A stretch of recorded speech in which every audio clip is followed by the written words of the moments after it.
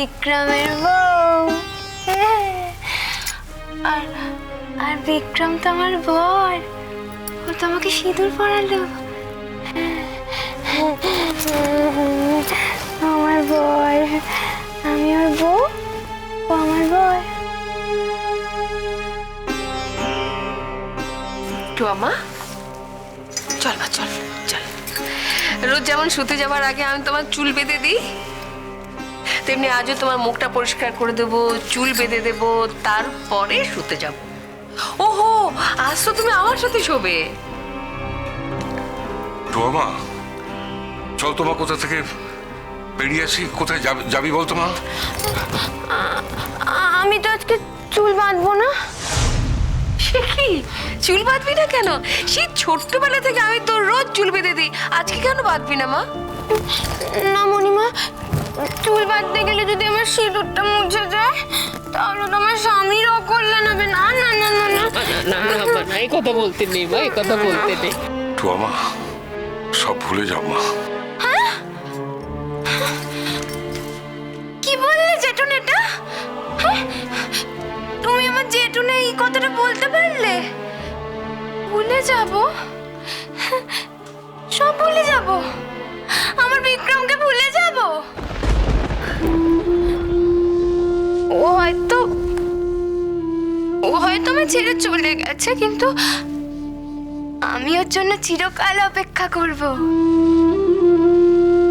হ্যাঁ, আমি ওকে কোনোদিনও ভুলবো না, কোনোদিনও না। ও মণিমা, মণিমা, তুমি আমাকে বলতে না যে প্রকৃত বিয়ে একবার হয়?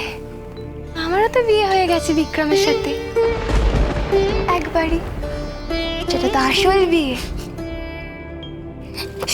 সেই বিয়েটা কি ভুলে যাওয়া যায় নাকি রে? বলে না মা, এইসব কথা বলতে নেই, এইসব কথা বলতে নেই। আমাদেরই ভুল হয়েছে, আমাদেরই ভুল হয়েছে। আমরা তো জানতাম যে একদিন না একদিন বিক্রমের স্মৃতি ফিরে আসবে, তবু আমরা একটা রিস্ক নিয়েছিলাম। আমরা বোধহয় দুজনে মিলেই ওর জীবনটা নষ্ট করেছিলাম। এটা তুমি কি বলছো বলো তো জেঠুন? কি বলছো এটা? তোমরা জানো না, তোমরা কত বড় উপকার করেছো। আমার জীবনটা না সাজিয়ে দিয়েছো একদম। সবাই তো চায়, সবাই তো একটা ভালো স্বামী চায়, আর স্বামী যদি হতেই হয় তাহলে বিক্রমের মতোই হতে হয়। সব মেয়েরা চায় বিক্রমের মতো স্বামী হোক। দেখলে না মেঘলা কেমন বিক্রমকে নিয়ে চলে গেল। তবে আমি বলছি মণিমা, যদি যদি এই পৃথিবীতে চাঁদ সূর্য ওঠে, যদি আমি সতী হই, তাহলে বিক্রম আমার কাছে ফিরে আসবে। ওকে আসতেই হবে ফিরে। হ্যাঁ, ওকে আসতে হবে। কি করি বলো না, কি করি? একে কি করে সামলাই বলো না। ছেলেটার স্মৃতি ফিরে পেয়ে সুস্থ হয়ে আমার মেয়েটাকে অসুস্থ করে দিয়ে চলে গেল। আমার পাঁজরটা ভেঙে দিয়ে গেল।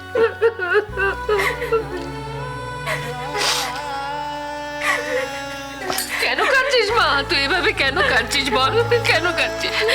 আচ্ছা আচ্ছা, তুই তো আমাদের ছেড়ে কখনো কোথাও যেতে চাসনি।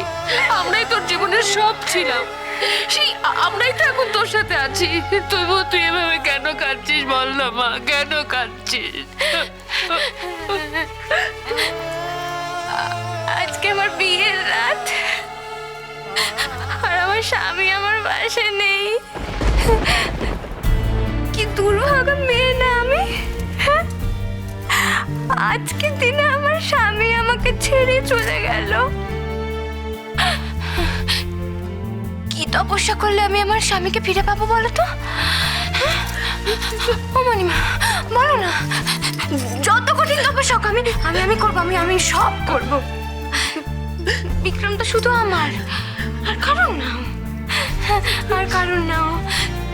তোমরা তো বলো বিয়ের সম্পর্কটা জন্ম জন্মান্তরের, আমার আর বিক্রমের সম্পর্কটাও তো জন্ম জন্মান্তরের।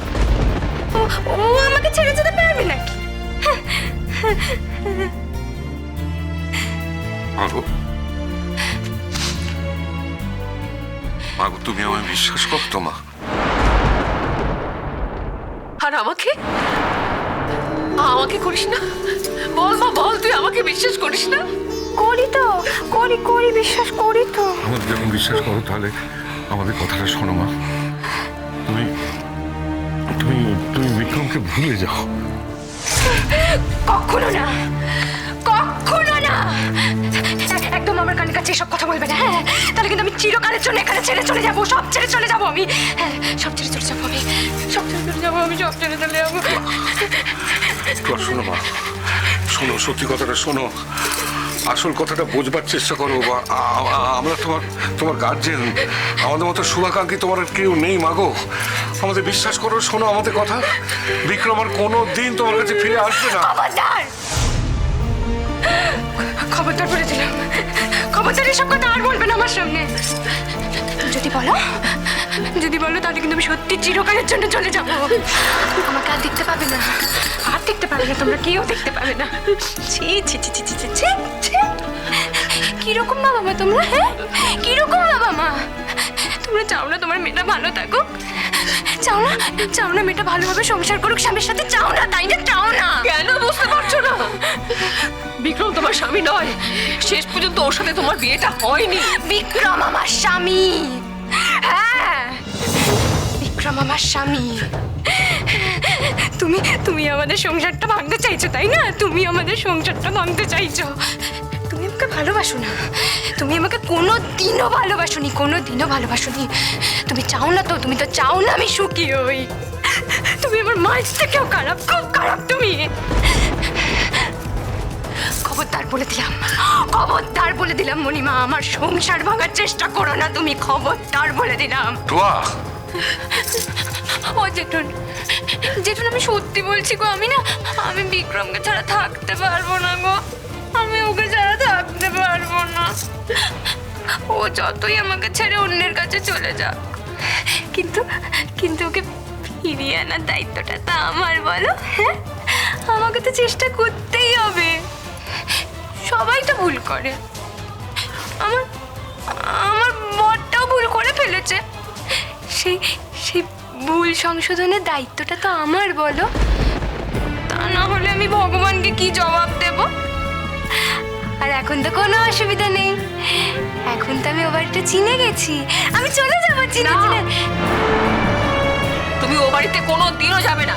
আমি যাবই।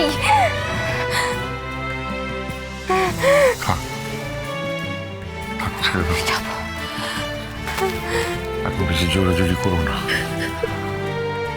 কালই ওকে কাউন্সেলিং এর জন্য নিয়ে যেতে হবে। কাউন্সিলিং?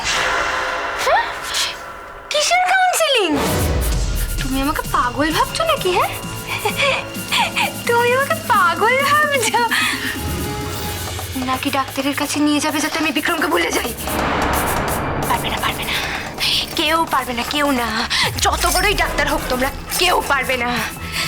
একবার যখন আমার বিক্রমের সাথে সম্পর্কটা হয়ে গেছে, তখন কারোর ক্ষমতা নেই সেটা ভাঙার, কারণ না, কারোর ক্ষমতা নেই সেটা ভাঙার। মণিমা, জানো তো আমি তো হানিমুনের টিকিটটা কেটে ফেলেছি। আমি যাবো তো, আমি একটু সেজে গুজে যাবো বিক্রমের কাছে। আমাকে যদি দেখে না আমি সেজে গুজে আছি, তাহলে আমাকে না বলতেই পারবে না, ও ঠিক চেষ্টা করবে না বলবে না। এত প্ল্যান করে টিকিট কাটা, না বললেই হবে নাকি? আমি ছেড়ে দেবো নাকি?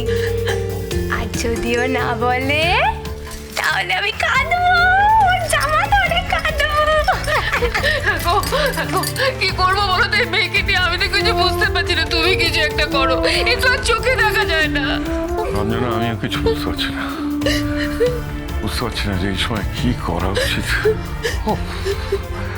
কিন্তু একটা কথা তোমাকে বলি, শোনো, সেটা হচ্ছে ওকে কিন্তু একলা রাখা যাবে না। না পাগল নাকি? আজ রাতে আমি ওর ঘরে শোবই শোবো না।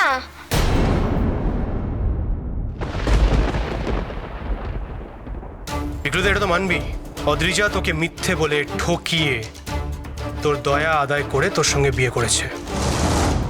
তাই তুই বরং একটা কাজ কর, অদ্রিজাকে ডিভোর্স দিয়ে দে।